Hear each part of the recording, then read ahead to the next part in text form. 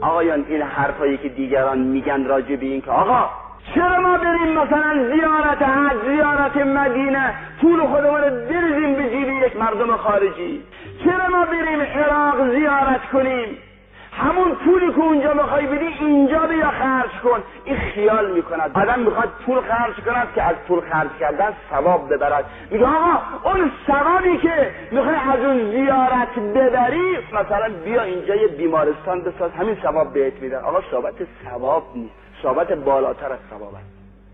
میگه برو مکه زنده شو، برو زیارت قبر رسول اکرم بکن و نیرو بگیر، محبت پیدا کن. برو با حسین ابن علی معاشقه کن، روحت زنده کن.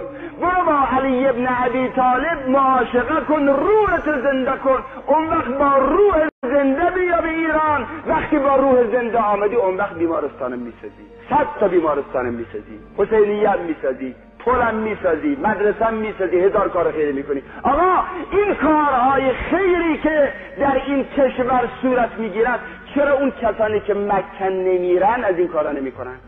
چرا اون کسانی که کربلا نمیرن از این کارا نمیکنن؟ چرا اون کسانی که مشهد هرگز نمیرن از این کارا نمیکنن؟ چرا اونهایی که پولاشون را در پاریس و در لندن و در سوئیس و در سوئد و در آمریکا مصرف میکنن از این کارا نمیکنن؟ برای اینکه او میرمد در اونجا روحش پلید میکنه، آلوده میکنه، برمیگرده اینجا یه آدم مادی بیمار بمیرد به درک. به من چه؟